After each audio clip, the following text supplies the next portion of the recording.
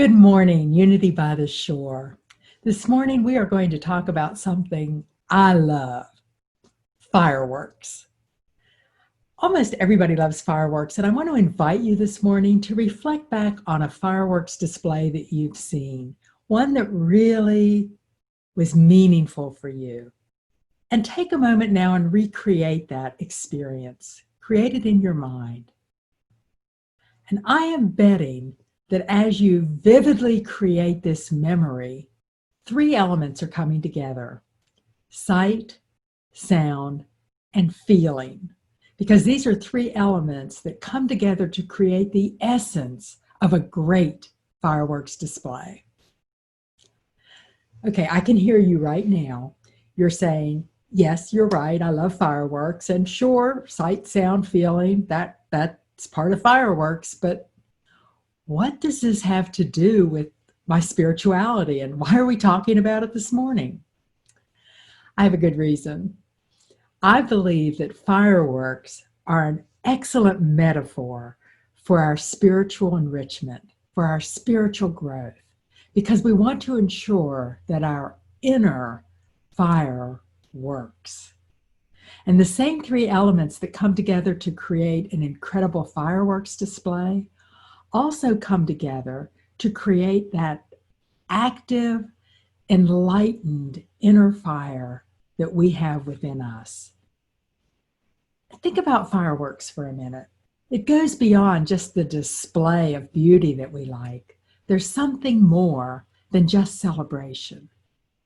A great fireworks display goes deeper, and it touches something deep within the core of our being, a mystical place that just resonates. And so this morning, I'd like to explore those three elements: sight, sound, and feeling, and begin to look at how these three things come together in our life from an inner experience. So let's dig in. How about sight? Sight is very important with a fireworks display. I think we'd all agree. I mean, everybody wants to see the beautiful, glorious colors splashed across the sky in just an amazing array of beauty. And if you notice, during a fireworks display, everyone is looking up because nobody wants to miss one moment of the amazing display. I think the metaphor is pretty obvious and yet very powerful. As we go within and think about our spirituality, where is your focus? Are we focused on that outer world of appearance? Or are we moving inward, looking within, seeing through those eyes of truth, to stand in the faith of the principles that we believe and know? I invite you to think about that question for a moment. Where am I looking? Because I got to tell you, I'm going to be honest, it's not always easy. We can say this, but to truly do it is something else. We all have moments where we realize the world of outer appearance is so huge that it's getting in our way. And so I have a little technique for you. It's a technique to help you as you move through this process. A technique to build the vision of your sight, your inner sight. It's called I See Truth. And here's how it works.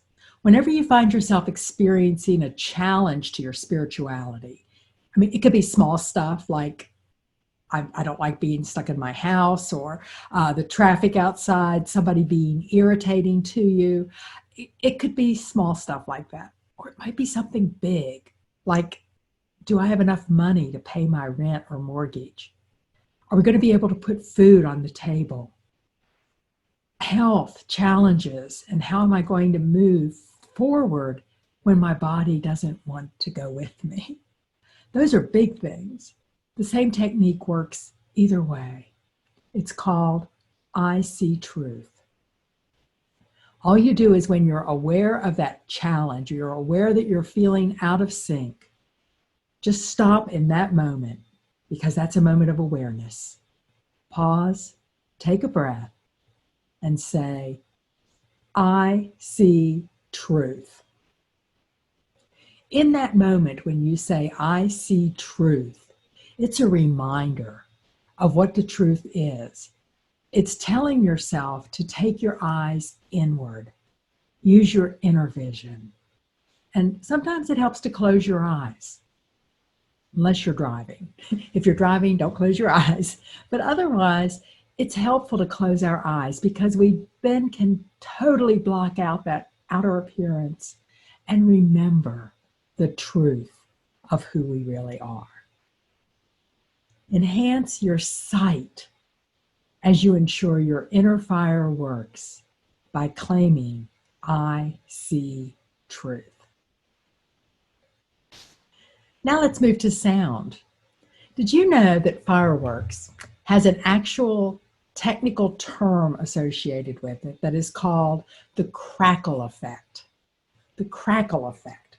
Now, the crackle effect is a sound that fireworks make that sounds like hundreds of snaps and crackles, and it's usually associated with an aerial display of golden lace visual effects. When I heard that term, crackle effect, I took a liking to it, and I thought, there's got to be a way that that relates to our spirituality. And so I thought about it, and I thought, sound, the crackle effect. What would the crackle effect be in our spirituality? And I believe it's when we make sure we attach sound to what we believe. This is why it's so important to say your affirmations out loud with energy and enthusiasm. I know you're thinking, I've heard that before. It's kind of a cliche. But hey, cliches, there's nothing wrong with them if they're true. And that is truth. We can get even deeper. And this is where I want to go right now with another technique. It's related to music and adding music, some musical element to your affirmations. Did you know that there is research to support this? There is research that says people are able to lower their blood pressure. They're actually able to enhance their ability to fight disease. And patients who are going through surgery, if soothing music is played before, during, and after the surgery, they require less anesthesia. They come out of the anesthesia more quickly with fewer effects, and they heal more quickly. There is research to support this. So the power of music is incredible. So how do we turn music into a crackle effect for our spiritual growth and development? Here's a technique that's called Make Truth Music. And what I recommend is that you look at your situation you're dealing with and put it to music and sing it. And then sing the truth statement that is your affirmation. Okay, I can hear you right now saying, but I don't sing, Cher. I'm not a singer, and I certainly don't write music. Well, I'm right there with you. In fact, I promise you I don't sing well. You'll see in a minute. I do not sing well. In high school, I was in all the groups. I love to sing. I love it. And I always tried out for those special little groups that got the cute little costumes and got to come out in front and do the special numbers. I never got picked for those. And I was always kind of resentful. And I thought, I wonder why I'm not getting picked for that. There must be some kind of favoritism going on, or, they're prejudice against me. I'm too short, whatever it might be. One day it hit me. Cher, the reason you're not picked for those groups, to be quite honest, is because you just don't sing well enough. That was kind of a hard truth, but once I realized it, I could let it go. And now I just have fun singing. And that's what I encourage you to do with this. Have fun singing it. Let me give you an example of what I mean so you understand. Let's take a song that everybody knows, Row, Row, Row Your Boat. And maybe an issue that a lot of people deal with, which would be prosperity, or just not having enough money to achieve the goals that you'd like to achieve. Maybe you have a big dream and you want to achieve it and you don't feel like you have the money to do it. That can get very frustrating. So we're going to use Row, Row, Row Your Boat, and we're going to put it to music. Are you ready? Now, remember my story. I don't sing well. So I'm taking a little risk here, but I want you to see how much fun you can have with this. Even if you're not a singer, it doesn't matter. Ready? I feel so mad inside, I really want to scream. There's no money, I have no skill. This goal is just a dream. Okay, that's the situation. That's what's causing the frustration. Now I want to claim the truth. And so I'm going to write verse 2. Here we go. I know the truth of me, and this is mine to do. Divine ideas and all I need will make this dream come true. Are you still with me, or did you check out when I started to sing? But you get the idea. Have fun with it. And if you don't do anything else, just sing words, positive, powerful words to music that you love, and add your body movement to the singing as you claim your truth. This is the crackle effect that adds sound to your spirituality. And so we have sight, and we have sound, and finally we have feeling. Feeling. And I think this is probably what holds everything together. And this is the piece that makes the difference. Think about a fireworks. When you actually go to a fireworks display, you experience feeling in two ways. First of all, there's the physical feeling. You literally feel the earth rumble as the fireworks take off, and you feel the people around you moving and responding to what's happening. But there's another feeling that you get, deeper, a feeling from deep within that resonates with what's happening. That's the mystical, deeper feeling associated with fireworks. That's what we want to feel with our spirituality.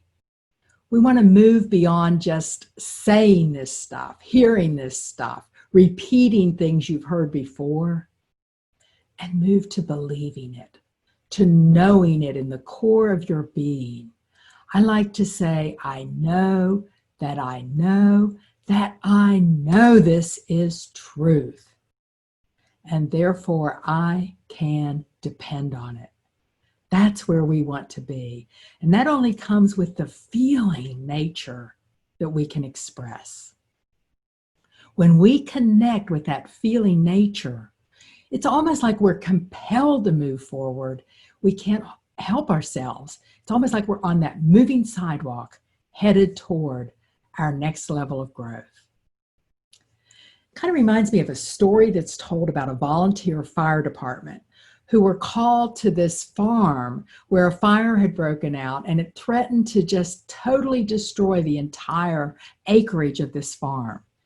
Well, the volunteer fire department arrived in a very dilapidated looking truck, and people were kind of curious as to, oh, are these guys going to be able to do anything? But lo and behold, they didn't even slow down. As they approached the fire, it's like they hit the gas. They just kept going, drove right into the center of the fire, and immediately jumped out and started spraying water every direction. And before you know it, they had actually stopped the core of the fire, dividing it into two easily manageable sections of fire. And pretty soon it was all controlled. The farmer was ecstatic, and he was so amazed at their bravery, and he immediately gave them a check for $5,000 just as a thank you from his heart. And a reporter was there and immediately went up to the fire chief and said, wow, what are you going to do with that money? And the fire chief said, I think it's kind of obvious. We are going to get new brakes for that truck. I love that story because it sometimes reminds how we feel when we really get caught up in our spiritual journey. It's so exciting. It's so energizing. And when we keep focused on that truth, there is no stopping us. We don't need brakes because we are moving forward in spiritual growth. But one more little thing, you know, it's, again, not always easy because there are times when we are feeling the effects of this world. particularly right now with so much going on around us, so many different things vying for our emotions and pulling us in so many directions, challenging us with the unknown, that we begin to feel very uncomfortable with how we're feeling. And sometimes we'll do things to detach from that rather than try to connect with it. And so I have one final technique for you to add to your toolbox. This technique is called claiming a spiritual time out. Claiming a spiritual time out. What this means is you actually schedule an official spiritual time out. And during that time out, you are allowed to do anything you want from an emotional point of view. You can yell, you can scream, you can curse, you can complain, you can whine, whatever you want. Just let it out. No guilt, no worry. There is one caveat though. Before you start, when you schedule the official spiritual timeout, you also need to schedule an end time. I recommend no longer than 30 minutes. 30 minutes is a long time when you get into it. You'll be amazed. But whatever end time you set, get a timer and actually set the timer to ring at the end. Set it aside and then go for it. Do your thing. Throw pillows, yell, scream, jump, gripe, clang, get on your knees and beg, whatever you want to do. It doesn't matter. No guilt. But when that timer goes off, it's over.